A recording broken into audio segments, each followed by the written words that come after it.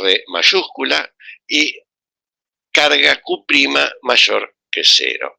Y es mi intención agregar a esa carga, llevar a esa esfera a que posea una carga Q también mayor que 0 y que Q sea mayor que Q'. ¿Qué significa esto? Y esto significa que yo voy a tener que agregar carga a la esfera para que su carga final sea Q. Es decir, lo que voy a tener que hacer es cargar a esta esfera. Y para cargar a esta esfera, para que su carga final sea Q, bueno, voy a tener que traer carga desde mi reservorio de cargas, que recuerden que ya no está en el infinito, sino que está en la Tierra, y allí, en la Tierra, el potencial eléctrico es 0. Bueno, ¿qué magnitud de carga tengo que traer? Y bueno, la diferencia entre Q y Q'. A esta diferencia la voy a llamar delta Q, y claramente, puesto que Q es mayor que Q', la cantidad de carga que voy a tener que agregarle es positiva. Así que yo me voy a buscar esta cantidad de carga delta Q a mi reservorio de cargas y la comienzo a llevar hasta la esfera. Ahora, ¿qué va a ocurrir en el transcurso de llevar la carga desde el reservorio de cargas hasta la esfera? Y bueno, va a ocurrir de que como la esfera tiene carga positiva y delta Q dijimos que también es positiva, sobre esta carga delta Q va a aparecer una fuerza eléctrica. Fuerza eléctrica que es repulsiva, consecuencia de que las cargas de las dos, que la carga de los dos cuerpos tienen el mismo signo. Si yo quisiera conocer cuál es la expresión de esta fuerza eléctrica, lo puedo hacer asumiendo que, por ejemplo, delta Q es una carga puntual, y como sabemos que para puntos exteriores el campo eléctrico que genera una esfera cargada es equivalente al de una carga puntual en el origen, bueno, esta fuerza eléctrica, este vector fuerza eléctrica, tiene la expresión delta Q por el campo eléctrico que genera la esfera. Pero lo importante de ello es lo siguiente, es que la fuerza es repulsiva. Y por lo tanto, si la fuerza es repulsiva, delta Q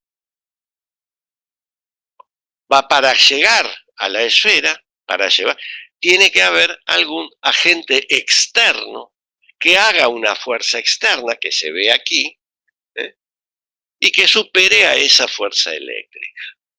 Si no existe un agente externo que haga esa fuerza externa, la carga delta Q nunca va a llegar a la esfera y por lo tanto nunca se va a cargar. Es decir, que en este proceso de carga debe intervenir un agente externo, porque si no la carga por sí sola no se mueve. Ese agente externo tendrá que hacer una fuerza que deberá claramente superar en módulo a la fuerza eléctrica, porque recuerden ustedes que a medida que la carga delta Q se va acercando a la esfera, la fuerza eléctrica va a ir aumentando en módulo, y por lo tanto la fuerza externa tendrá que aumentar en la misma medida. Puede ocurrir que el agente externo que hace esa fuerza externa no tenga la suficiente fuerza. Entonces no puede vencer a la fuerza eléctrica y tampoco la carga entonces llegará a la esfera y entonces la esfera no podrá ser cargada. O sea que el agente externo debe tener ciertas condiciones. En este caso de que tiene que haber ido al gimnasio y haber hecho bastante fierro para que pueda tener una suficiente fuerza de vencer a la fuerza eléctrica.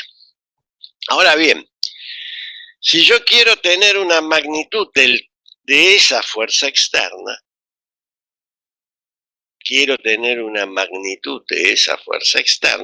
bueno, voy a calcular su trabajo.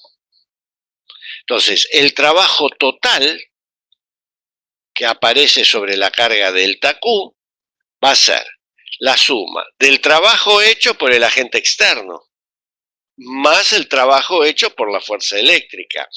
Y esta suma de dos trabajos tendrá que ser igual a la variación de energía cinética. Esta igualdad puede ser escrita gracias al teorema de trabajo y energía, que dice que el trabajo total realizado sobre un cuerpo es igual a la variación de energía cinética. Ahora bien, la historia es que dijimos que el agente externo tiene que hacer una fuerza que supere a la fuerza eléctrica para mover al cuerpo delta Q. Si la fuerza externa es mayor que la fuerza eléctrica, es claro que habrá una resultante de fuerzas no nula y que hará que esta carga se mueva con un movimiento acelerado. Claramente, mayor es la fuerza externa, mayor va a ser la aceleración.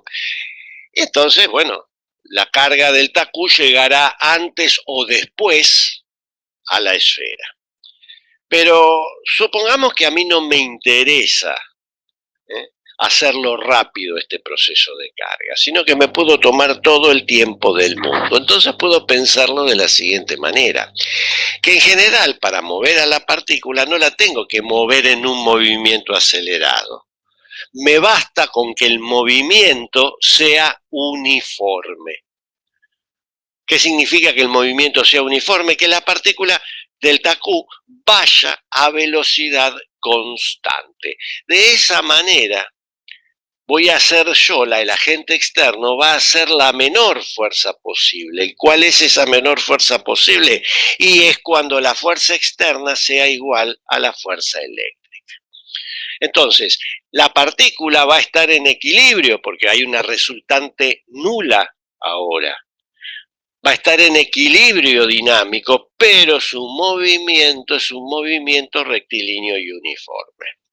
En estas condiciones, cuando se hace un trabajo de esa manera, es decir, cuando la partícula se mueve por una sucesión de estados estáticos, que es lo que ocurre cuando esta partícula se mueve a velocidad constante, llamamos a ese trabajo cuasiestático.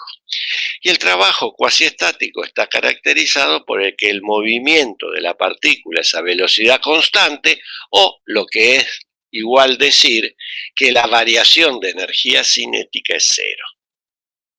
Así, encontramos que el trabajo que hace el agente externo más el trabajo que hace la fuerza eléctrica tiene que ser igual a cero. O, dicho de otra manera, que el trabajo que hace el agente externo es igual a menos el trabajo que hace la fuerza eléctrica. Pero recordemos que acabamos de decir que la fuerza eléctrica es una fuerza conservativa debido a que el campo que genera es un campo conservativo. Resulta entonces que como el trabajo que hace la fuerza eléctrica es igual a menos la variación de energía potencial, debido a la presencia de este signo menos, resulta que es igual a la variación de energía potencial. Dense en cuenta ustedes, entonces, que el trabajo que hace el agente externo puede ser calculado en términos de la variación de energía potencial de la carga que estoy transportando. Ahora bien, si yo quiero independizarme de la magnitud de carga que estoy transportando, y puedo dividir esta última igualdad, dividirla por delta Q. Y entonces tengo que el trabajo que hace el agente externo por unidad de carga es igual a la variación de energía potencial por unidad de carga. Pero esta variación de energía potencial dividido la delta Q no es otra cosa que la definición de potencial eléctrico. Así, el agente externo debe hacer un trabajo por unidad de carga, que recuerden ustedes, este trabajo por unidad de carga nosotros lo habíamos llamado fuerza electromotriz. Es decir, que la fuerza electromotriz que hace el agente externo es igual a la diferencia de potencial que tiene el cuerpo cargado cuando y con respecto al potencial cero de la Tierra. ¿Por qué al potencial cero? Porque es esta delta B, esta diferencia de potenciales, el potencial que tiene, en este caso la esfera cargada, respecto del lugar de donde yo saqué la carga para cargarlo. Es entonces que nosotros podemos definir lo que a mí me cuesta cargar a un cuerpo. ¿Cuánto me cuesta a mí cargar un cuerpo? Y bueno, eso está en la definición que vemos aquí. El cociente de la carga final del cuerpo al trabajo por unidad de carga que hace el agente externo. Ese cociente lo puedo escribir en este caso como Q, que es la carga final que adquiere la esfera, dividido delta B, porque recuerden que el trabajo por unidad de carga que hace el agente externo habíamos dicho que es la diferencia de tensión. A este cociente de la carga final que adquiere un cuerpo conductor, divididos su diferencia de potencial respecto, en este caso, al infinito, respecto, en este caso, a Tierra, lo voy a designar con la letra C mayúscula y lo voy a llamar capacidad que tiene un cuerpo conductor de adquirir carga. ¿Por qué insisto yo en el cuerpo conductor de adquirir carga? Porque recuerden que hasta ahora los cuerpos para nosotros, el único material del cual están hechos es de material conductor, es decir, materiales que conforman el grupo metálico de la tabla periódica. Hay un hecho que es importante y que más o menos lo vamos a ver en unos minutos, y es que este cociente de la carga que adquiere un cuerpo, la carga final que adquiere un cuerpo, a su diferencia de potencial, siempre lo vamos a considerar que es mayor que cero. Es decir, la capacidad que tiene un cuerpo conductor de adquirir carga siempre es mayor que cero. Nunca vamos a encontrar cuerpos que tengan capacidad negativa, siempre es mayor que cero. Y ahora, en unos minutos, vamos a ver el por qué siempre va a ser mayor que cero.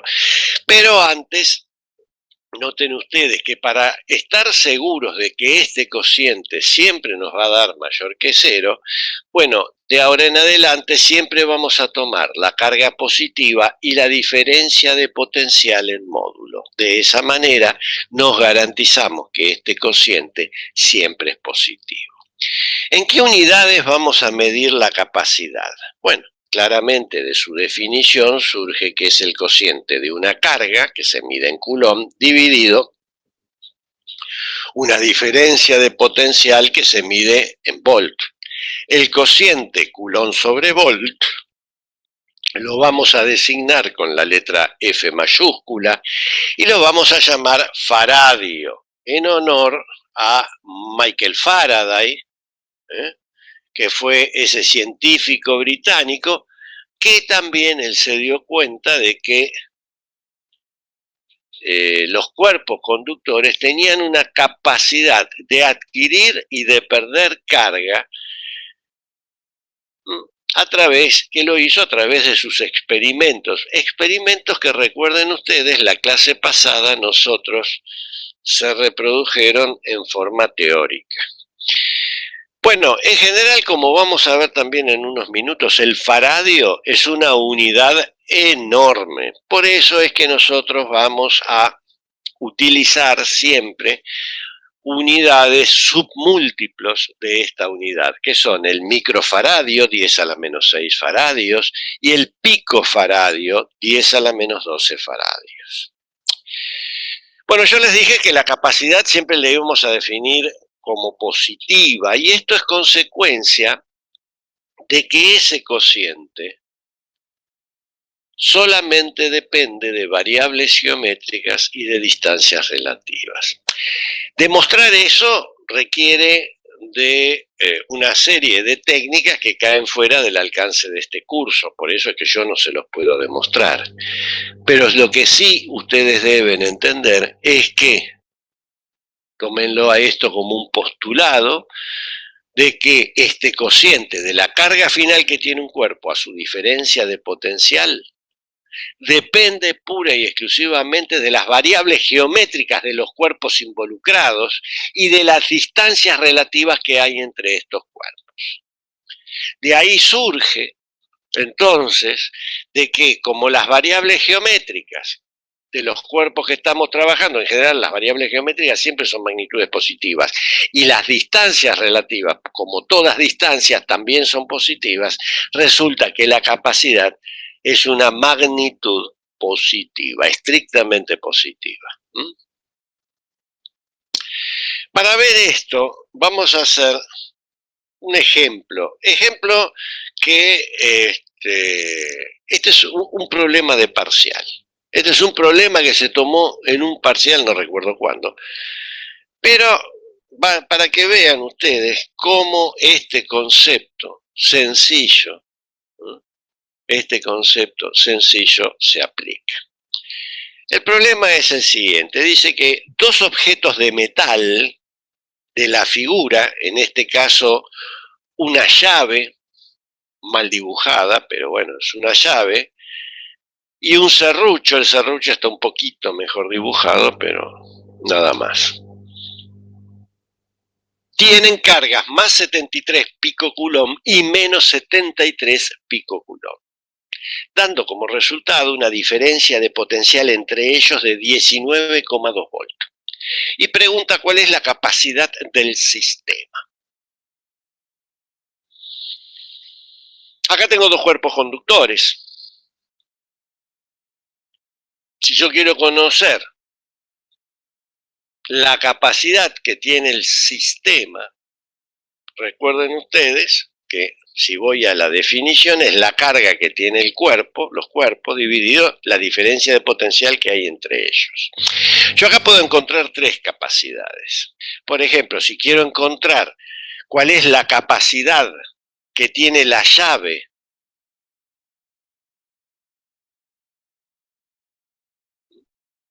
tendría que calcular el cociente entre la carga que tiene la llave dividido la diferencia de potencial que hay respecto a tierra. Si yo quiero calcular la capacidad que tiene el serrucho, tendría que calcular la carga que tiene el serrucho considerándola positiva respecto dividido la diferencia de potencial que hay con tierra. Vamos a asumir, por ejemplo, de que la llave tiene la carga positiva y que el serrucho tiene la carga negativa. Al que no le gusta esto, bueno, que elija la inversa, no es inconveniente. Ahora, si yo quiero la capacidad que tiene este sistema, tengo que tomar la carga positiva dividido la diferencia de potencial que hay entre ellos. Entonces echo mano a la definición de capacidad y pongo más 73 por 10 a la menos 12 coulomb. ¿Por qué más? Y porque la dijimos que para garantizar que el cociente sea positivo debemos tomar la carga positiva y la diferencia de potencial del módulo. Por eso tomamos el más 73. Dividido la diferencia de potencial que me dice el problema es 19,2 voltios. Si uno hace, recordando que Coulomb sobre volt es faradio, y con una calculadora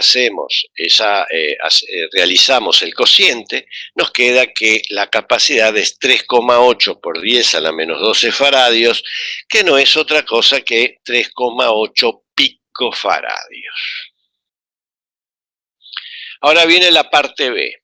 Si las cargas cambian a más 200 picocoulomb y menos 200 picocoulomb, ¿cuál será la capacidad resultante? Bueno, es acá donde tiene importancia,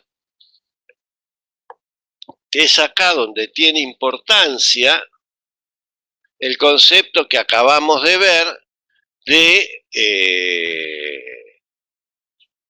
de que la capacidad depende de variables geométricas y de distancias relativas.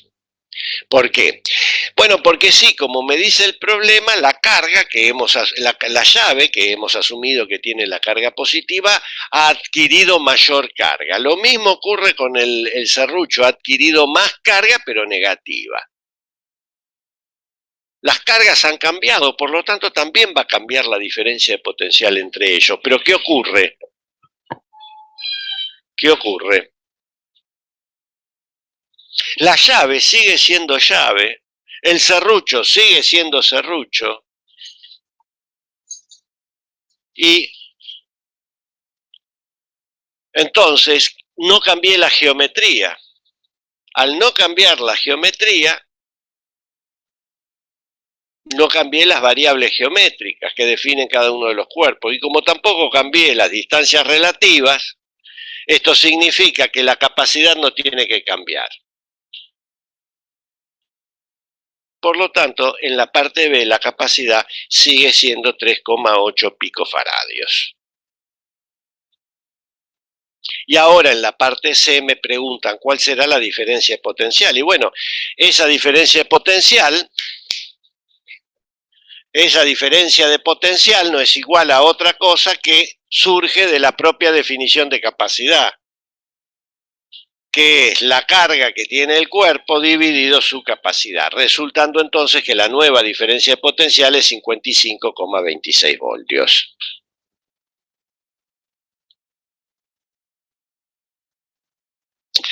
Bueno, como ven, este es un ejercicio sencillo, lo único que hay que aplicar es la definición de capacidad y el concepto de que la capacidad siempre es positiva. Bueno, vamos ahora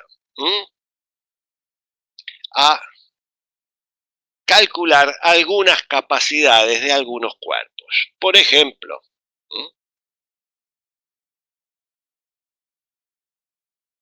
vamos a calcular cuánto vale la capacidad de una esfera de radio R y carga Q. Recuerden que nosotros habíamos visto en la clase pasada que la capacidad que tienen las esferas de adquirir carga es proporcional a su radio. Bueno, vamos a ver si nuestra definición que hemos dado de capacidad contiene ese resultado. Para eso vamos a la capacidad, a la definición de capacidad como la carga final del cuerpo dividido la diferencia de potencial. Recuerden ustedes que la diferencia de potencial que tiene una esfera cargada respecto de tierra no es otra cosa que como la esfera es conductora, el potencial en un cuerpo conductor es único y en este caso es igual al potencial en su superficie, que delta B es K por Q sobre R. Este es el potencial de la esfera en la superficie, que es único en toda la esfera. Ahora, ustedes dirán, ¿por qué? Si acá hay un solo término, usted habla de una diferencia, porque recuerden que esta es la diferencia de potencial de la esfera respecto de tierra. El potencial de tierra es 0, o sea que acá estaría esta expresión que ustedes ven menos 0, que no está claramente. Pero no se olviden que es una diferencia de potencial. Bueno, si delta B lo reemplazo en la definición de capacidad y efectúo una sencilla álgebra, encuentro que la capacidad de esta esfera de radio R es proporcional al radio y la constante de proporcionalidad es la inversa de la capacidad. Es la inversa, perdón, de la constante de Coulomb. Así, como ustedes pueden ver, nuestra definición de capacidad contiene el resultado particular que habíamos encontrado en la clase pasada. Es más, recuerden ustedes que nosotros habíamos calculado la diferencia de potencial que hay entre las dos esferas. Si yo quiero calcular, bueno, fíjate,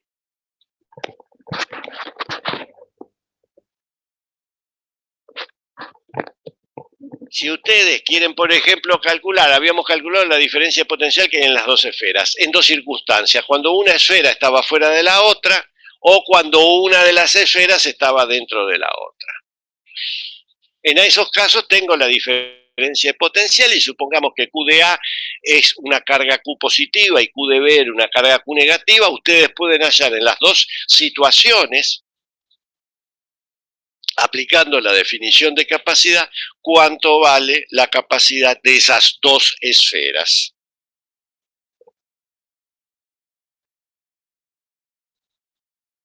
Ahora nos vamos a preguntar lo siguiente. Yo les dije que la unidad faradio era una unidad enorme. Vamos a hacernos la siguiente pregunta con el resultado que hemos obtenido. Y la pregunta que me hago es, ¿cuál es el radio de una esfera de capacidad 1 faradio? Es decir, para que una esfera tenga una capacidad de 1 faradio, ¿qué radio debe tener? Bueno, para hacer eso, echo mano del resultado que hemos obtenido y tengo que 1 faradio es igual a la inversa de la constante de Coulomb por el radio. Despejo el radio, es K por 1 faradio, es decir, K, recuerden ustedes, es 9 por 10 a la 9, Newton metro cuadrado sobre Coulomb cuadrado, por 1 faradio que es Coulomb sobre Volt. Vamos a las unidades, siempre que se hacen estas cuentas, primero se hacen las unidades, y entonces tengo Coulomb en el numerador, Coulomb cuadrado en el denominador, puedo simplificar, y me queda 1 Coulomb en el denominador. Mientras que en el numerador tengo Newton metro cuadrado, que lo puedo pensar como Newton por metro, y Newton por metro no es otra cosa que Joule, y Joule sobre Coulomb es Volt, que se me va con este Volt que está aquí en el denominador. La única unidad que sobrevive entonces es el metro, lo cual es razonable porque estoy calculando un radio, y entonces la unidad surge que es el metro, la unidad de medida, mientras que el valor numérico es 9 por 10 a la 9, es decir, el radio que debe tener una esfera para que su capacidad sea de 1 faradio es de 9 por 10 a las 9 metros, es decir, es aproximadamente tiene que ser el radio de la Tierra. De ahí es que, como ustedes se darán cuenta, la unidad faradio es una unidad enorme. Bueno, vamos a calcular una capacidad que nosotros vamos a utilizar con frecuencia durante nuestro estudio. Aquí tengo yo un arreglo de dos cuerpos conductores que son dos planos paralelos, separados por una distancia d. El plano de la izquierda tiene una carga Q y el de la derecha una carga menos Q. A este arreglo de dos conductores cargados, en general se lo llama capacitor. ¿Qué es un capacitor? Un capacitor es un arreglo de dos cuerpos conductores cargados. Por ejemplo, en la clase pasada vimos el caso de capacitores esféricos, cuando teníamos, por ejemplo, una esfera dentro de la otra. Capacidad que ustedes también, yo les dije, pueden calcular partiendo de la definición y partiendo con los resultados que hemos obtenido nosotros. En este caso, el capacitor, como está formado por dos planos paralelos, lo vamos a llamar a este arreglo de dos planos conductores cargados paralelos, capacitor de placas plano paralelas. Y un capacitor tiene una propiedad que es su capacidad de adquirir carga. Bueno, lo que nosotros queremos averiguar, ¿cuál es esa capacidad? Noten ustedes que este problema, ustedes ya lo han visto en el problema 6 del práctico 2.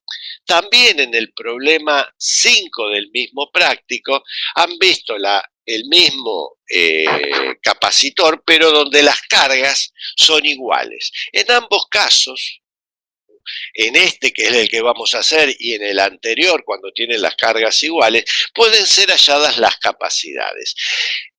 Nosotros el que vamos a usar con frecuencia es el capacitor de placas plano-paralelas. ¿Por qué? En esta situación, cuando las cargas tienen signos opuestos. ¿Debido a qué? Perdón. Recuerden ustedes que los capacitores de este tipo, en este arreglo de conductores cargados, es el único caso en donde tenemos campo eléctrico en una zona finita del espacio.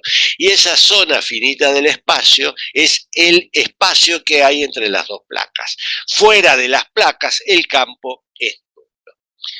Así, ¿y cuánto vale ese campo eléctrico? Bueno, ese campo eléctrico es 2 veces el campo de un plano. Es el doble del campo que genera un plano. Y entonces resulta que el módulo de ese campo eléctrico es sigma sobre epsilon cero. Noten ustedes que este es el módulo.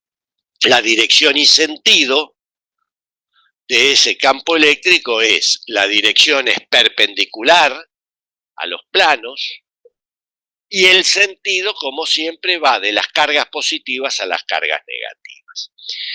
Bueno, muy bien, ¿qué es sigma? Recuerden que sigma es la densidad superficial de carga, es decir, es la carga por unidad de área, donde el área es el área de cada placa. La diferencia de potencial que hay entre estas placas es delta B, es igual al producto del campo eléctrico por la separación. Antes de realizar la operación que me va a llevar al cálculo de la capacidad de este capacitor, recordemos que habíamos dicho que la capacidad depende de variables geométricas y de distancias relativas. Acá, la variable geométrica que determina los cuerpos que involucra este capacitor es el área. Es decir, noten ustedes que acá yo tengo 2 planos que son iguales. ¿Cómo puedo distinguir yo un plano de otro? Y lo puedo hacer a través de su tamaño. ¿Y el tamaño de ese plano cuál es? Y el tamaño de ese plano está dado por el área que tiene el plano. Así, vemos que la única variable geométrica de los cuerpos que determina o que caracteriza los cuerpos involucrados es el área, porque los 2 planos son iguales, por lo tanto el área es única. Por otra parte, la distancia relativa que hay entre los cuerpos, en este caso es D, y así que concluimos que el resultado que vamos a obtener tiene que involucrar a el área A de los planos y a la distancia D. En efecto, si yo aquí en la definición de capacidad delta B lo reemplazo por su expresión, que es E por D, E lo reemplazo por sigma sobre epsilon cero y sigma por Q sobre A, encuentro que la capacidad, luego de una sencilla álgebra, que la capacidad es epsilon 0A sobre D. Nuevamente, como ven, en este caso la capacidad depende de variables geométricas y de distancias relativas.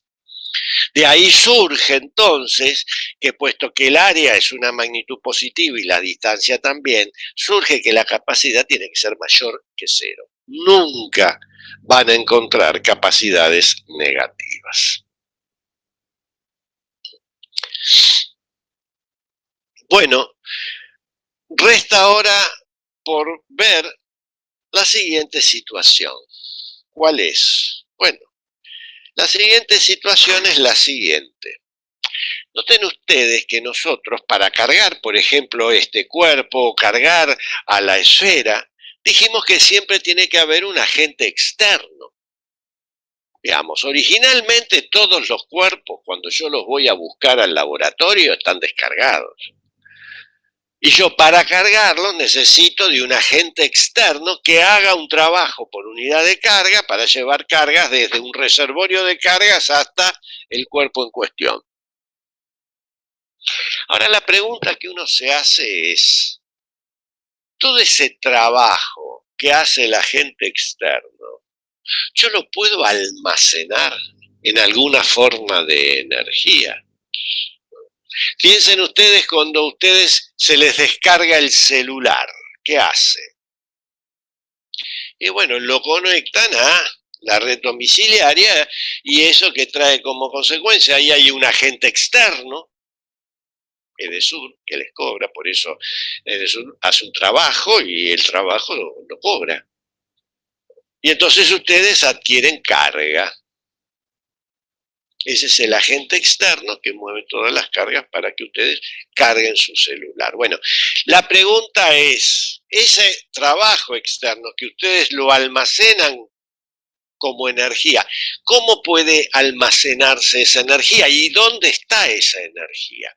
Bueno, para ello vamos a ver, a tratar el problema de la siguiente manera.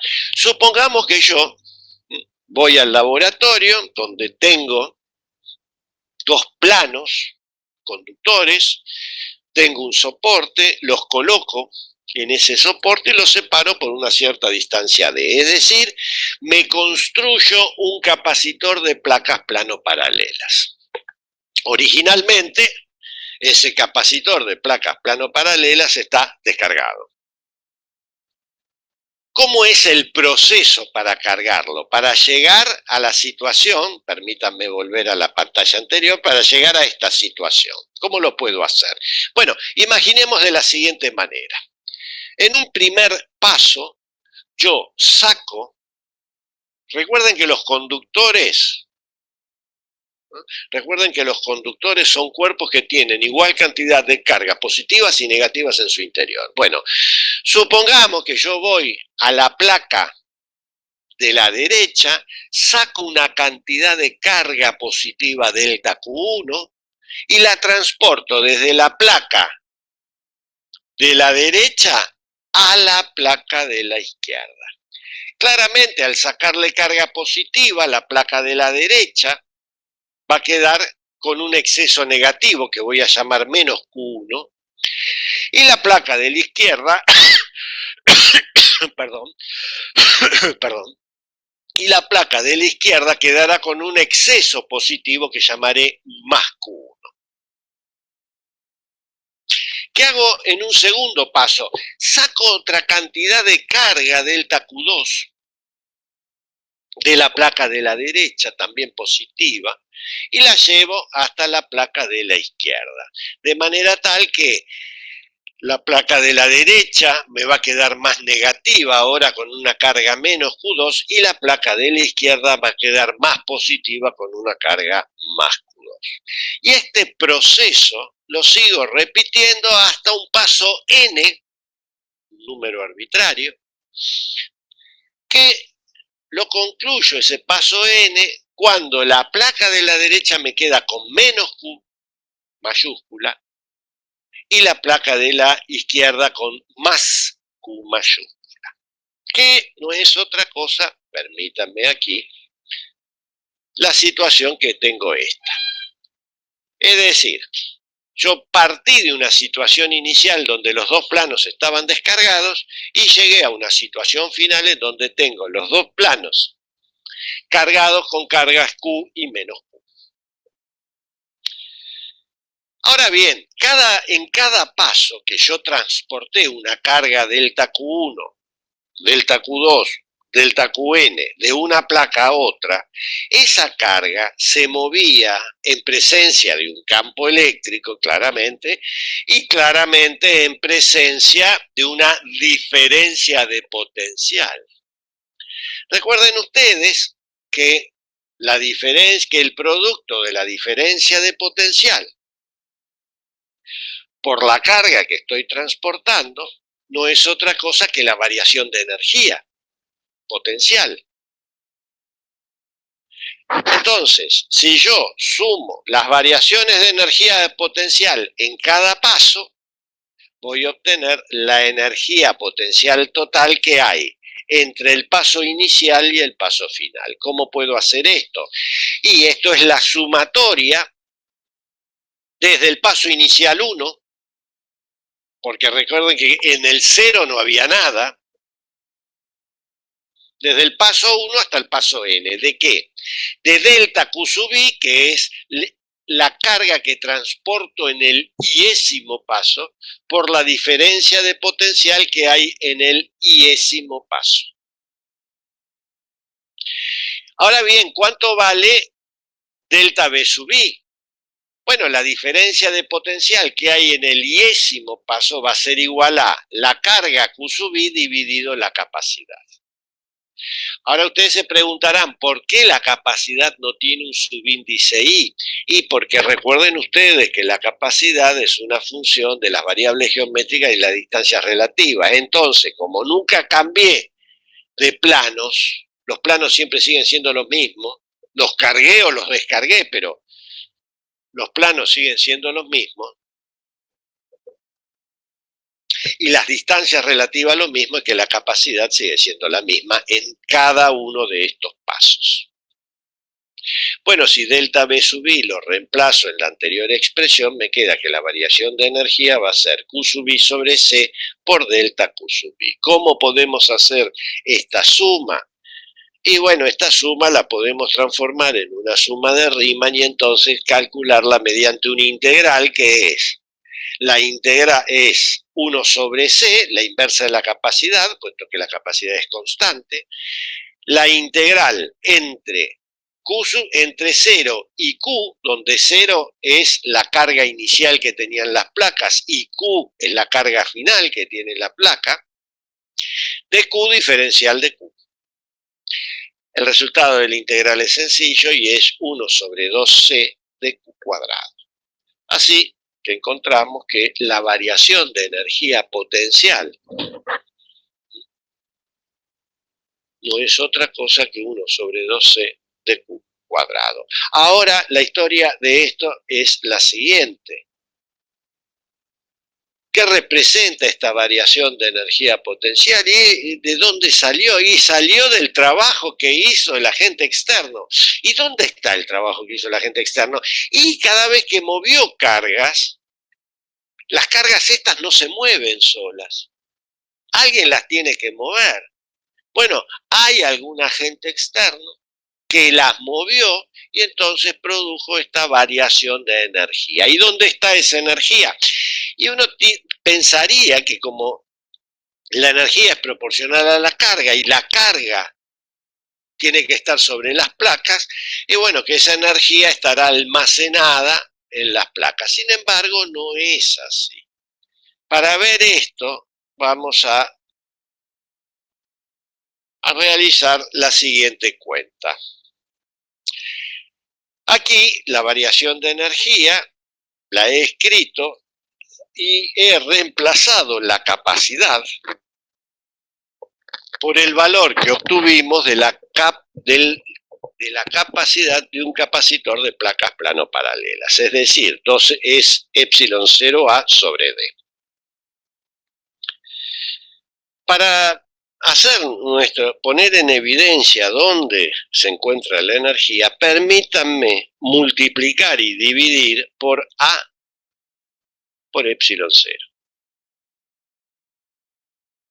De esta manera la igualdad no se va a afectar.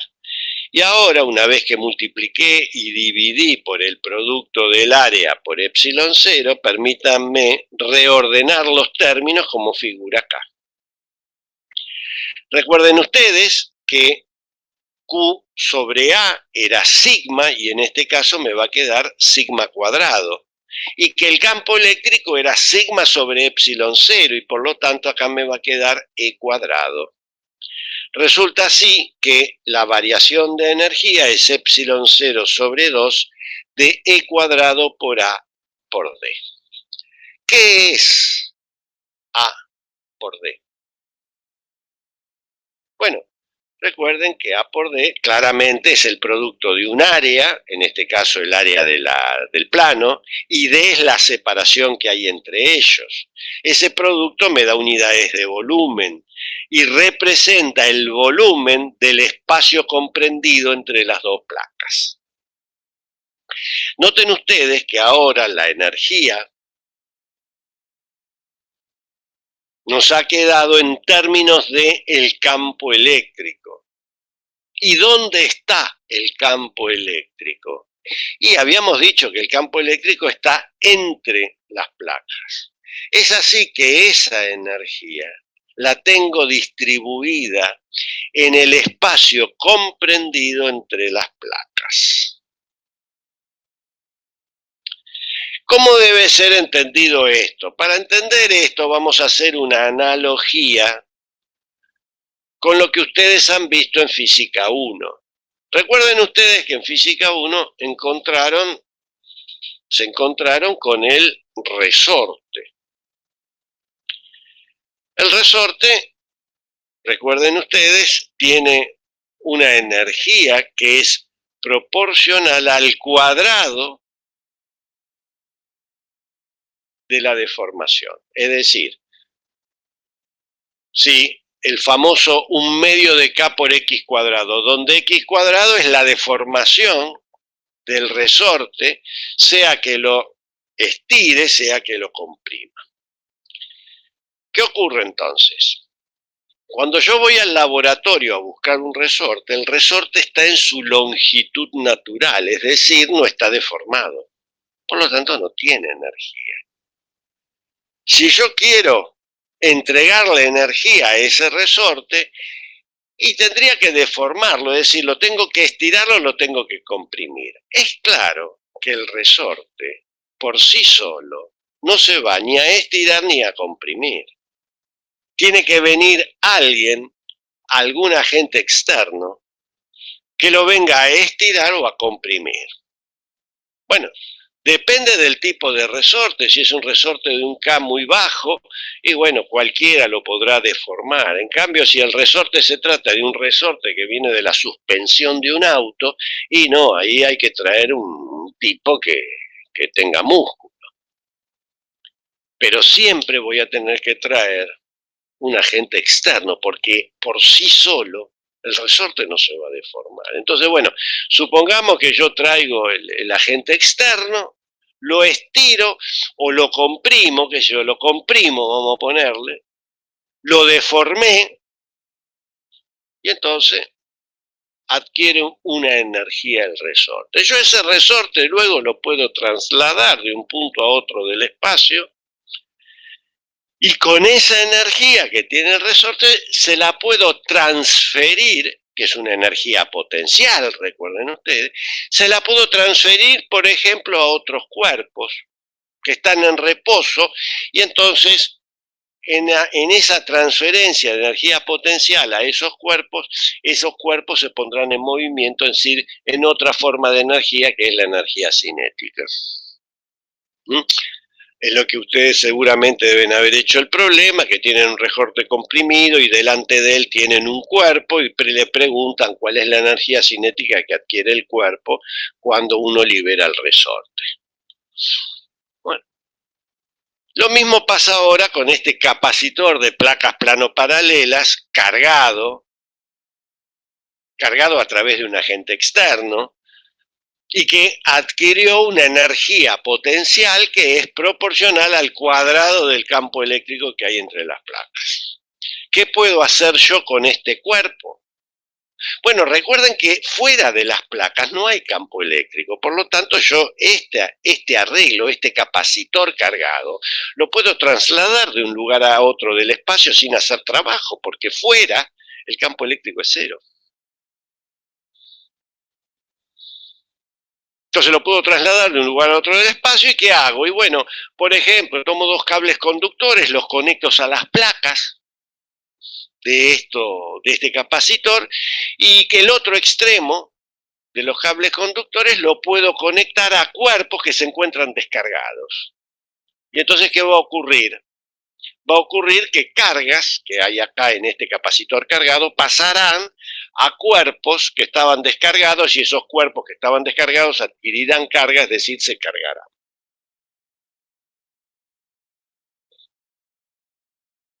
¿Hasta cuándo podré hacer esto? Y hasta que se me acabe la energía.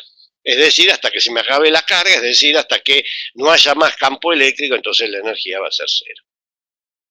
¿Qué haré entonces en esa situación cuando se me acabó todo? Se me acabó la carga y tendré que otra vez llamar al agente externo para que me lo vuelva a cargar.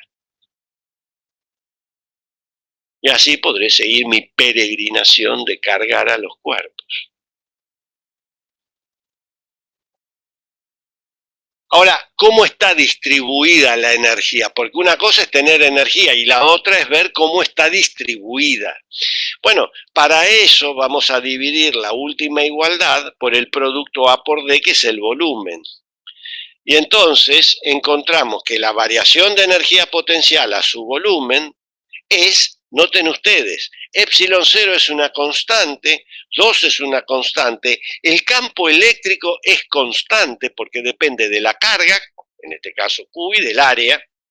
Por lo tanto, lo que tengo aquí es que este cociente o esta densidad o esta distribución de energía por unidad de volumen es constante. Es decir, la energía está uniformemente distribuida en el volumen del espacio que hay entre las placas. Bueno, muy bien, esto es lo que pasa con un capacitor. Ahora, ¿qué pasa cuando yo tengo un arreglo de varios capacitores? No necesariamente tienen que ser todos de placas plano paralelas. Bueno, lógicamente, si yo tengo varios capacitores, también voy a tener que disponer de varios agentes externos que carguen a estos cuerpos. La combinación de capacitores y agentes externos es lo que se conoce como un circuito eléctrico, capacitivo en este caso.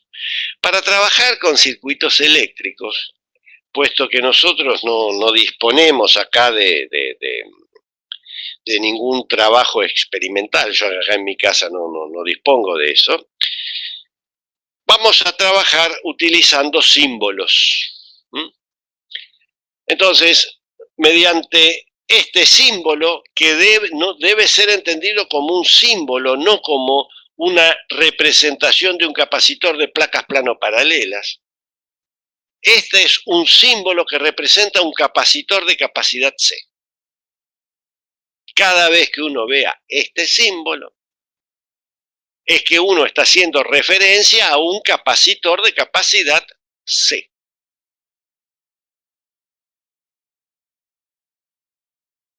¿Quién va a ser nuestro agente externo?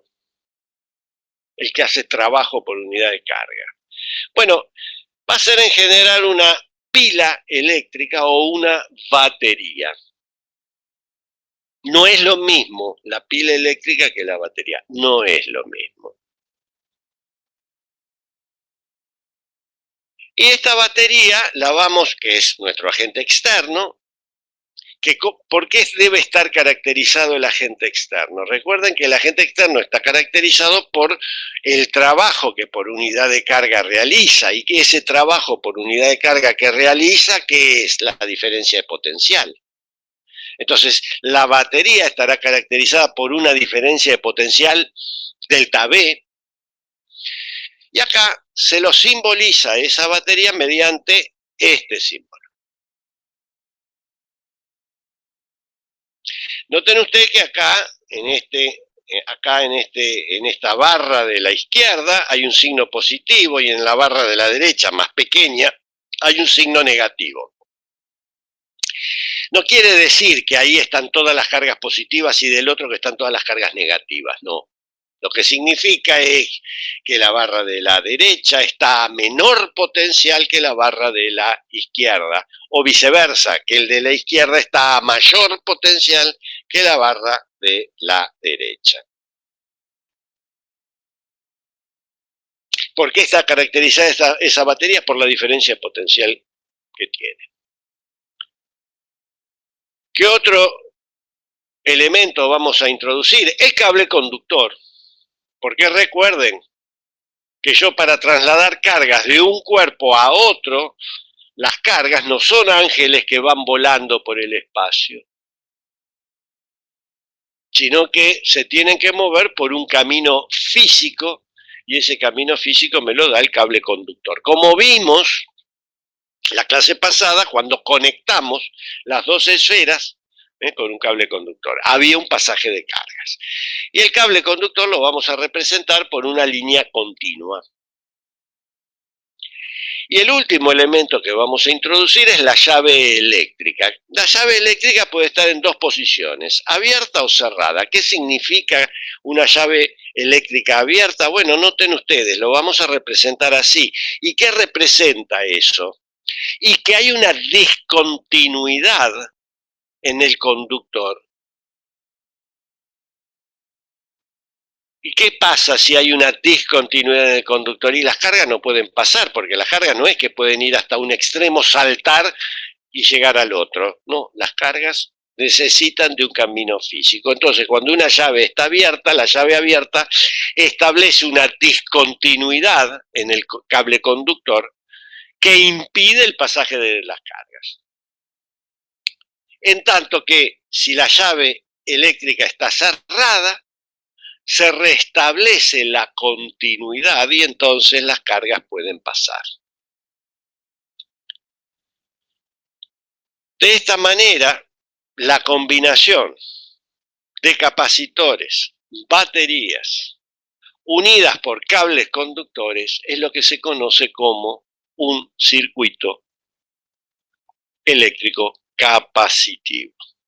Y claramente, la combinación de mayor sencillez es aquella en que involucra un capacitor y una batería. En general, cuando uno tiene un circuito eléctrico, lo construye por algo. Puede ser un interés pura y exclusivamente didáctico, como el que podría yo hacer en un laboratorio, pero sea como fuere, ¿qué es lo que debo hacer yo? Y bueno, qué sé yo, me voy a la ferretería, le pido al ferretero un capacitor de tantos microfaradios o picofaradios, le pido también una batería de 1,5 voltios, de 9 voltios, de 12 voltios, de 24 voltios.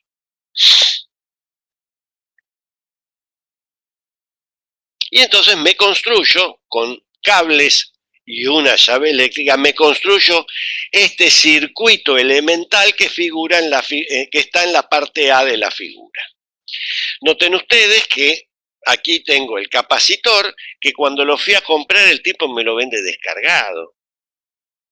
No es que me vende un capacitor, me lo vende descargado, es un capacitor. Por eso también compro la batería, que es el agente externo que lo va a cargar, y bueno, hago las conexiones, que no hay muchas opciones de conexión con los cables conductores, y entonces me fabrico este circuito elemental, porque es la combinación de mayor sencillez, la que tiene un capacitor y una batería. Noten ustedes que la llave está abierta. ¿Qué significa esto? Que no hay pasaje de cargas, es decir, de que si el capacitor está descargado y va a continuar descargado, porque el agente externo no puede hacer su trabajo. ¿Qué conozco yo entonces de este circuito? Y lo que conozco yo es la capacidad del capacitor y la diferencia de tensión de la batería. Lo conozco porque yo fui y lo compré y le pedí. Entonces son datos del problema que yo tengo entre manos. ¿Y cuál es el problema que tengo entre manos? El problema me aparece cuando yo cierro la llave. Cuando cierro la llave yo restablezco esa continuidad y entonces la batería puede comenzar a realizar su trabajo por unidad de carga. Y entonces, ¿qué ocurrirá? El capacitor, que originalmente estaba descargado, va a adquirir una carga Q, que no conozco, y va a adquirir una diferencia de potencial delta V sub C, que tampoco conozco.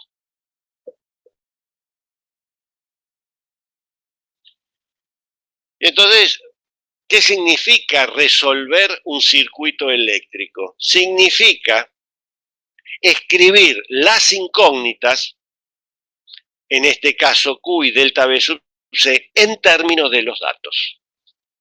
Resolver un circuito eléctrico capacitivo es escribir las incógnitas en términos de los datos.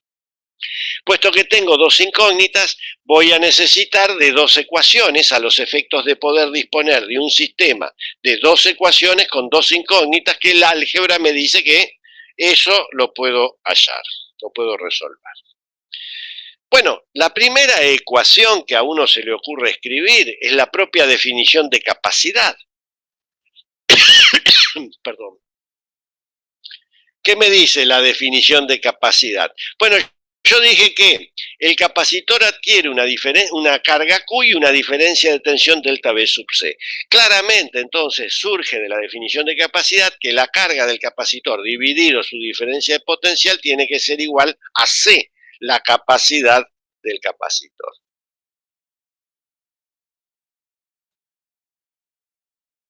Acá ya tengo una relación que me vincula dos incógnitas con un dato.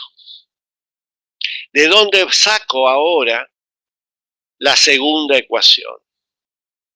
Y la segunda ecuación, digamos, no tengo muchas opciones y tengo que echar mano de las leyes de la electrostática, en particular de esta ley que es la circulación de campo eléctrico alrededor de una trayectoria cerrada. ¿Qué significa esto? Bueno, para aplicar esta ley lo primero que necesito es encontrar una trayectoria cerrada. Noten ustedes que por el tipo de circuito que estamos trabajando no hay muchas opciones para elegir una trayectoria cerrada. La que figura es la que ustedes ven aquí con los números 1, 2, 3, 4 y 1. ¿Qué significa esta integral físicamente? Lo que significa es que las diferencias de potencial entre los distintos puntos que conforman el camino cerrado, la suma de todas esas diferencias de tensión tiene que ser cero. Es decir, si mi camino cerrado es partir de 1 y volver a 1 a través de 1, ir del punto 1 al punto 2, del 2 al 3, del 3 al 4 y del 4 al 1, entonces partí de este punto y a través de esta trayectoria cerrada llegué al mismo punto. Ojo, acá yo lo hago desde el 1, pero aquellos que lo quieren hacer desde el punto 2 o del 3 o del 4 también lo pueden hacer. Yo acá también lo hago, voy de 1 a 2, de 2 a 3, de 3 a 4 y de 4 a 1, lo hago en el sentido de giro de las agujas del reloj. Aquellos que lo quieren hacer al revés, lo pueden hacer.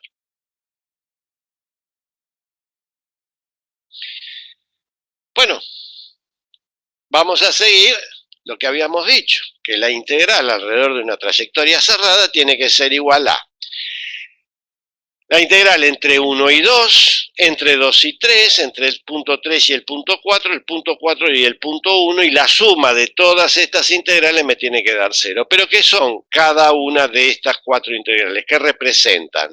La diferencia de tensión que hay entre los extremos de la integral, es decir, la primera integral me representa la diferencia de tensión que hay entre el punto 1 y el punto 2. Ahora, ¿qué ocurre en esta situación? El punto 1 y el punto 2 están conectados por un cable conductor. Yo sé que en un conductor el potencial es único. Por lo tanto, el punto 1 y el punto 2 tienen que estar al mismo potencial. Y la diferencia de potencial, que es el resultado de esta integral, ¿cuánto tendrá que ser? Y 0. Por lo tanto, esta integral vale 0. ¿Qué ocurre cuando voy del punto 2 al punto 3? Cuando voy del punto 2 al punto 3, yo paso por el capacitor que dije que tiene una diferencia de tensión delta V sub C. ¿Cuánto vale delta V sub C? No lo sé, pero yo lo que sí sé es que el resultado de esta integral, que es la diferencia de tensión entre el punto 2 y el punto 3, tiene que ser igual a delta V sub C. Aunque no lo conozco, tengo que ser coherente. Si lo llamé delta V sub C antes, tengo que llamarlo delta V sub C ahora. ¿Qué ocurre entre el punto 3 y el punto 4?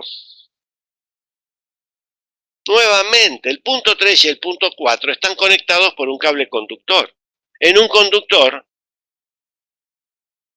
el potencial es único. Por lo tanto, el punto 3 y el punto 4 tienen que estar al mismo potencial. La diferencia de potencial, que es el resultado de esta integral, tiene que ser 0.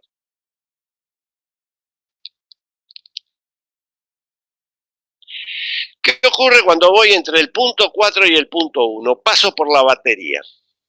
La batería yo sé que tiene una diferencia de tensión delta B.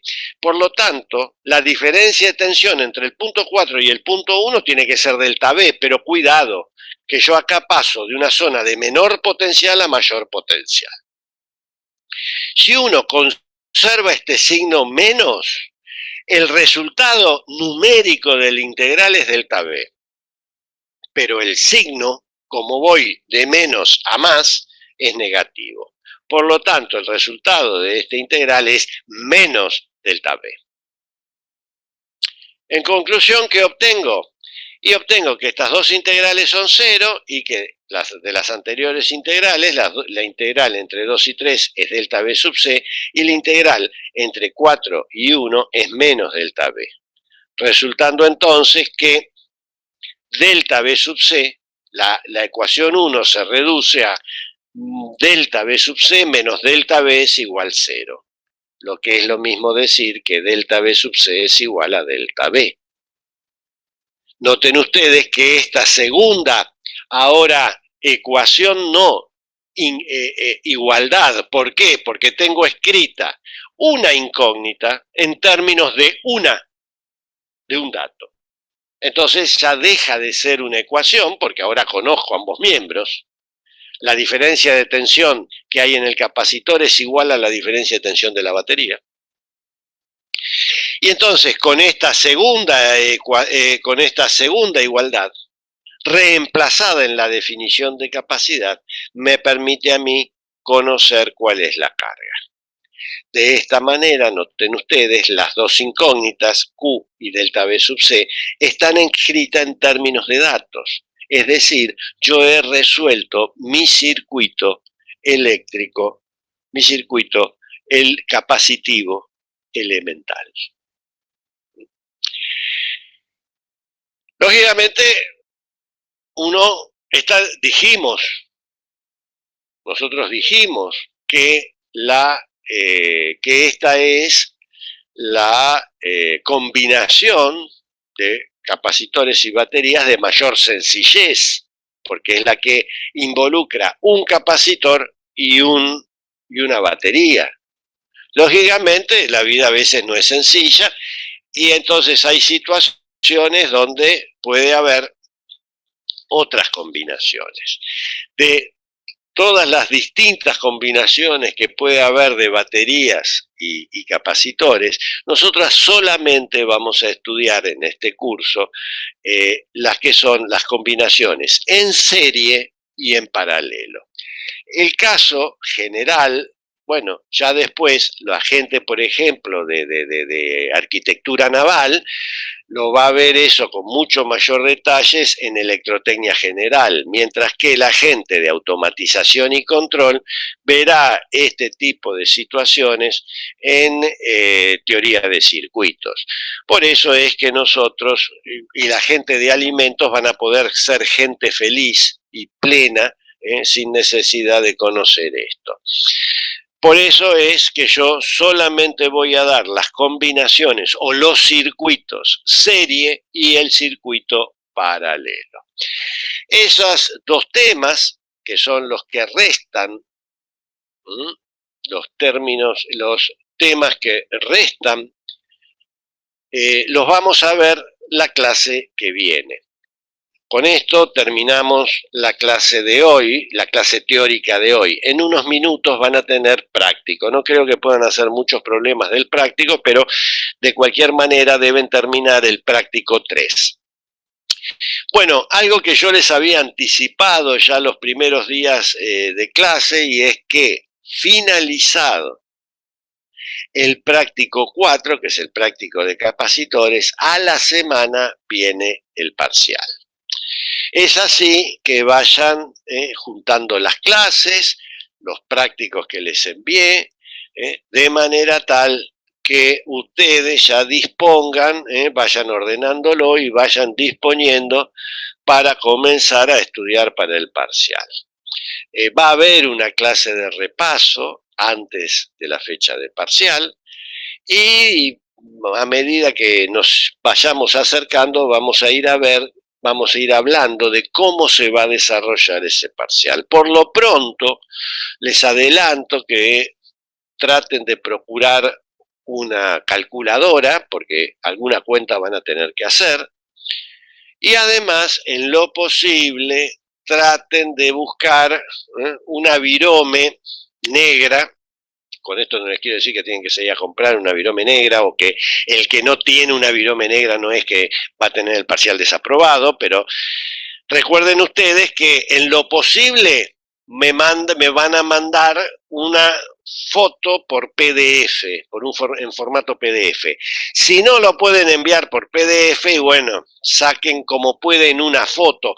¿Qué ocurre? En general, la virome negra con el fondo blanco de la hoja da un buen contraste para ver, ¿no? En cambio, si utilizan lápiz o utilizan una virome que no sea negra y el contraste no es tan bueno, y realmente yo, si no puedo ver, no puedo corregir. Bueno, esto se lo digo con cierto tiempo como para que vayan procurando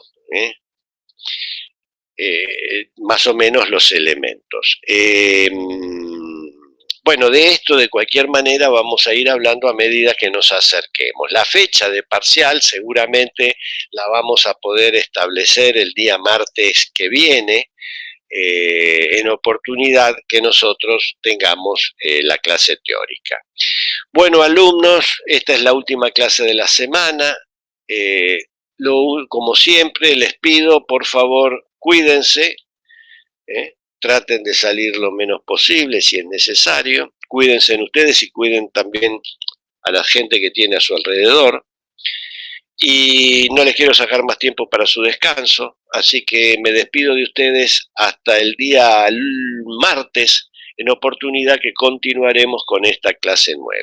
Tengan un buen fin de semana y nos vemos el día martes. Hasta el martes, alumnos. Igualmente. Chao.